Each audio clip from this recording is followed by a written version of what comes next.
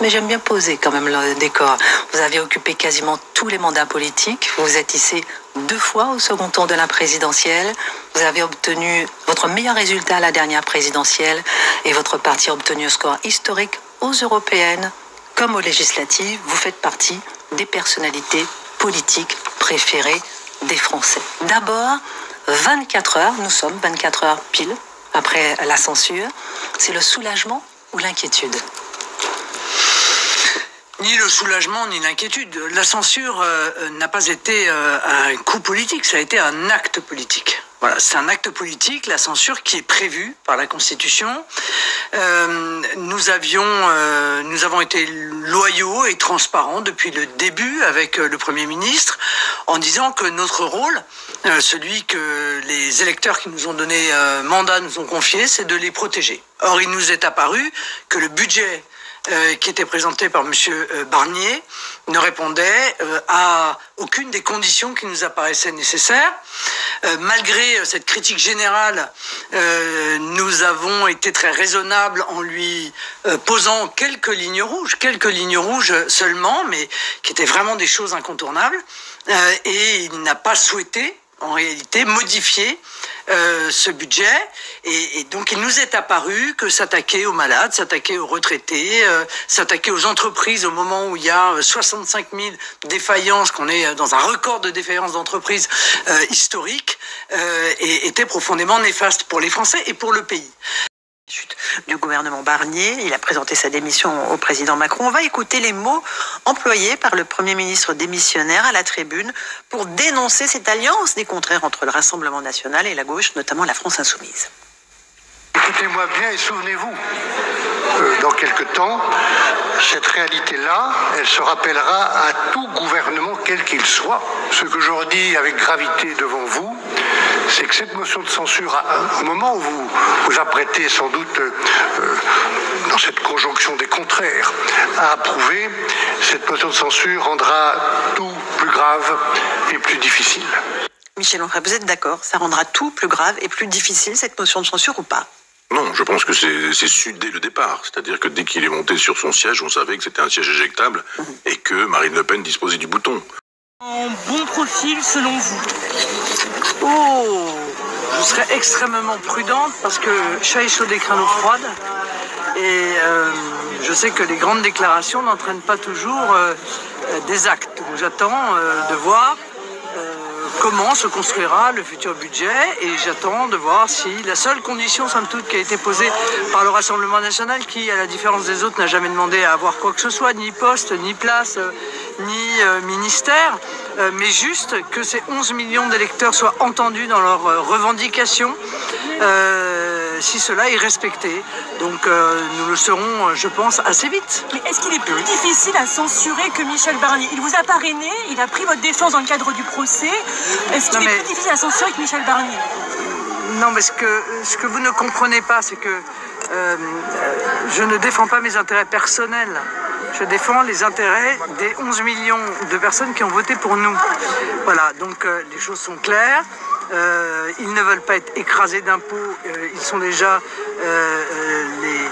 ceux qui payent le plus d'impôts de toute l'Europe, voire peut-être du monde entier d'ailleurs. Ils ne veulent pas voir augmenter les prix de l'énergie parce que déjà ils n'y arrivent plus.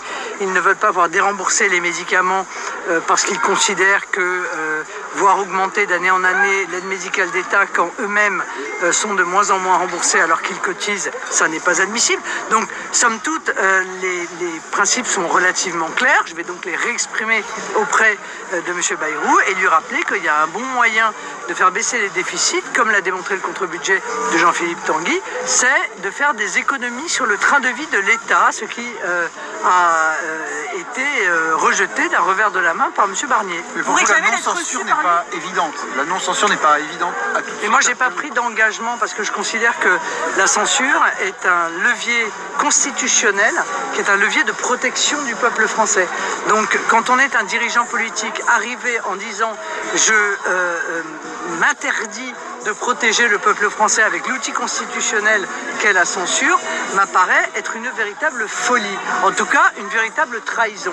Donc je ne brandis pas la menace de la censure matin, midi et soir. Je dis juste que je ne renonce pas à cet outil et que les conditions que nous posons sont des conditions qui sont absolument légitimes et tout à fait raisonnables. Parce qu'après tout, M. Bayrou n'a pas été nommé pour mener la politique d'Emmanuel Macron. Parce que Emmanuel Macron a perdu les élections législatives. Il n'a plus de majorité, même plus de majorité relative. Donc M. Bayrou a été nommé pour trouver un budget qui puisse être admissible par l'ensemble des trois grandes forces qui sont aujourd'hui au Parlement européen et dont le groupe Rassemblement National est le premier en nombre. Voilà, c'est aussi simple que ça. Vous réclamez d'être reçu par François Bayrou dans les prochains jours? Ah, mais je crois que j'ai même pas besoin de le réclamer, ça me paraît être une évidence. Ce soir, il va recevoir Bruno Retailleau. La réconciliation est possible. M. Bayrou a dit qu'il appelle à la réconciliation. Ça a été ses premiers mots. Mais moi, je pense qu'avec la capacité de discuter que l'on croyait être, celle de M. Barnier d'ailleurs, on peut obtenir beaucoup de choses. Si M. Barnier avait pris la peine d'entendre ce que nous avions à dire et de prendre au sérieux ce que nous avions à dire, nous n'en serions pas là aujourd'hui. Donc encore une fois, nous avons voté la censure, nous ne l'avons pas fait de gaieté de cœur, nous l'avons fait parce que les 11 millions d'électeurs du Rassemblement National n'étaient pas écoutés ni entendus. Voilà un homme qui s'est trompé sur tout. Non, mais sur tout. Sur l'Europe, surtout, globalement. Il a été ministre de l'Éducation nationale. Comment vous pouvez dire d'une personnalité? Comment vous pouvez dire Monsieur Guénaud, Monsieur Guénaud. Oui, non, mais vous m'avez interpellé. Ça dure 10 secondes. Oui. Comment vous pouvez dire d'une personnalité, qu'elle soit ou politique, ou scientifique, qui s'est trompé sur ou tout, culturelle, ou intellectuelle, qu'il s'est trompé sur parce que c'est le bilan. Est-ce que vous pouvez pas sur ce type d'édito avoir une seule phrase, je dis bien une seule, qui ouvre quand même d'autres perspectives alors il s'est pas trompé que cette charge terrifiante. Il s'est pas trompé sur quoi? Il s'est pas trompé sur quoi? Mais pourquoi? Mais par exemple, il a attiré il y a des années le problème.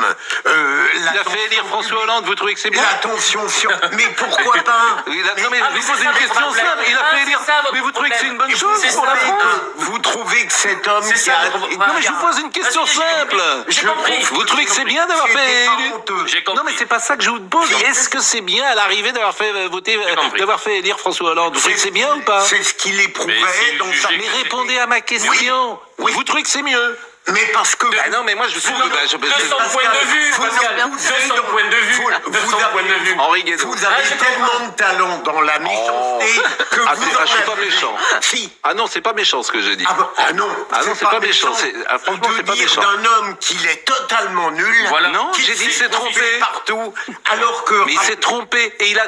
Simone Veil disait... C'est le pire, c'est pire que tout. Simone Veil n'est pas une sainte. Non, mais j'aime pas les gens qui trahissent. Qui a trahi, trahira.